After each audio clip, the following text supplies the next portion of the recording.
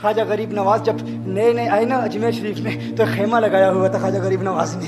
خیمے میں خواجہ غریب نواز عصر سے لے کر مغرب کے وقت تک روتے رہتے تھے. ایک نوجوان اجمیر سے باہر گیا ہوا تھا پڑھنے کے لیے, کچھ عرصے کے بعد واپس آیا اور اس خیمے کے قریب سے گزر ہوا اور گزرا تو رونے کی آواز آئی. فوراً دیکھتا ہے کہ خواجہ غریب نواز رو رہے ہیں, ابھی غیر مسلم ہے, اسلام قبول نہیں کیا. فوراً گھر جاتا ہے, ماں سے پوچھتا ہے, ماں یہ مسلمانوں کا گرو کیوں روتا ہے, مسلمانوں کا بابا کیوں روتا ہے؟ میں ہر روز گزرتا ہوں, عصر سے مغرب کے مابین جو وقت ہے یہ روتا ہے. ماں نے کہا جاؤ اس سے پوچھ لو کیوں روتا ہے. وہ نوجوان خواجہ غریب نواز کے خیمے کے اندر آیا, کہا بابا میں ہر روز یہاں سے گزرتا ہوں, آپ کے رونے کی آواز آتی ہے, بتائیے آپ کیوں روتے ہیں؟ کہا جاننا چاہتے ہو میں کیوں روتا ہوں؟ میں نے ایک مدت اپنے مرشد کے ساتھ گزاری ہے, مرشد کی خدمت میں گزاری ہے, مجھے اپنے پیر کی یاد رلاتی ہے, پیر کی یاد رلاتی ہے. میں عصر سے مغرب کے وقت تک اپنے مرشد کی یاد میں روتا رہتا ہوں. اس نوجوان نے کہا اچھا میں نے تو سنا تھا کہ انسان کو جب درد ہوتا ہے, تکلیف ہوتی ہے تو تکلیف انسان کو رلاتی ہے, آپ کو تو محبت ہے,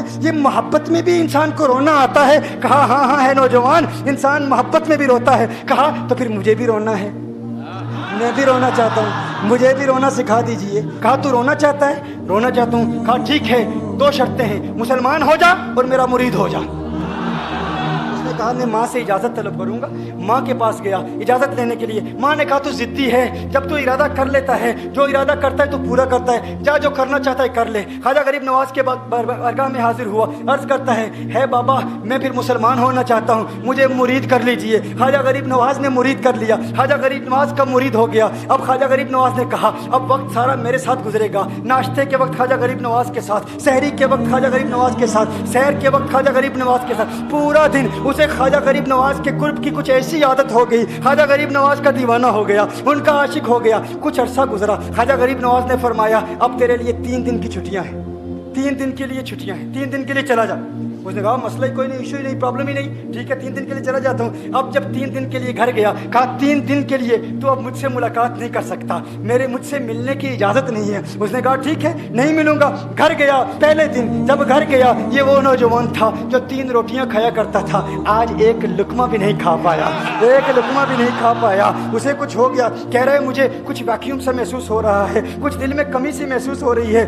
یوں وقت گزرتا گیا, رات کا وقت آیا, آنکھ نہ لگی, سو نہ پایا, مکان کی چھت پر چلا گیا. ماں نے دیکھا بیٹا چھت پر کیوں چلا گیا؟ ماں چھت پر جاتی ہے, بیٹے کیا ہوا؟ کہا پتہ نہیں ماں, پتہ نہیں ماں, میں تو فوراً سو جاتا تھا, آج نیند بھی نہیں آ رہی, آج کھانا بھی نہیں کھا پاتا. ماں تو چلی جا. ماں چلی جاتی ہے. یوں جب سحری کا وقت ہوتا ہے اس کی آنکھوں سے اشکوں کی برسات جاری ہوتی ہے, اس کی آنکھوں سے اشکوں کی برسات جاری ہوتی ہے. وہ رو رہا ہے, اس پر رکت تاری ہے. ماں آتی ہے, بیٹے کیا ہوا؟ کہا ماں مجھے پیار ہو گیا ہے, ماں مجھے محبت ہو گئی ہے, ماں مجھے عشق ہو گیا ہے. جا غریب نواز کے پاس, کہا مجھے بلا لو, اب یہ جدائی برداشت نہیں ہوتی, اب مرشد کی جدائی برداشت نہیں ہوتی. ماں فوراً خواجہ غریب نواز کی بارگاہ میں حاضر ہوتی ہے. کہا میں نہیں جانتی ہے مسلمانوں کے بابا, تو نے میرے بیٹے کو کیا دے دیا, تمہارا تعلق نہیں سمجھ پاتی, تمہارا رشتہ نہیں سمجھ پاتی, لیکن وہ تو رو رہا ہے, کہتا ہے واپس بلا لو. خواجہ غریب نواز نے کہا نہیں ابھی وقت نہیں ہے, میں اپنی زبان میں کہتا ہوں. گویا کہ خواجہ غریب نواز نے کہا ہوگا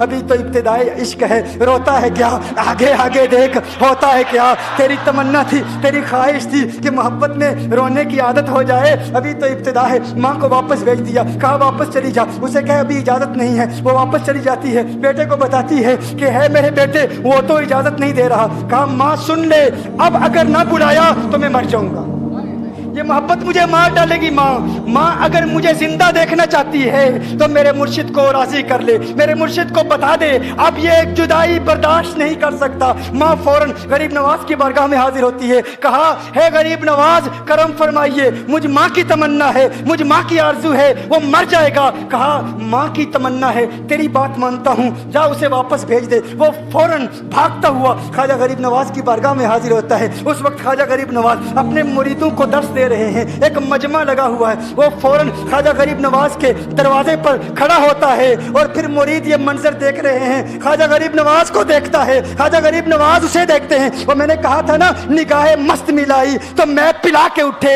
جہاں وہ بیٹھ گئے میں قدا بنا کے اٹھے. خواجہ غریب نواز نے اس کی آنکھوں سے آنکھیں ملائی اور پوچھا اب پتا چلا محبت میں رونا کیسے آتا ہے, اب پتا چلا.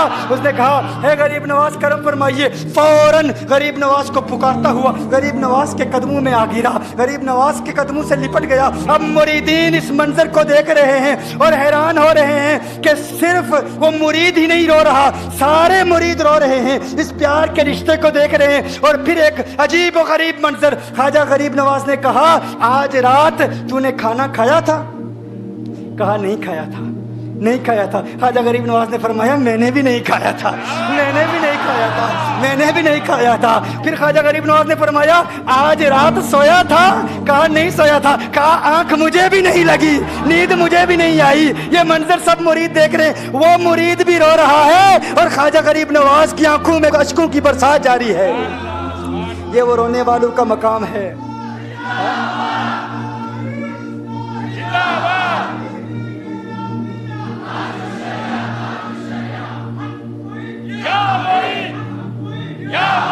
ये डिस्कशन हो रही है पीर और मुरीद की, और फिर ये आंसू बातें कर रहे हैं।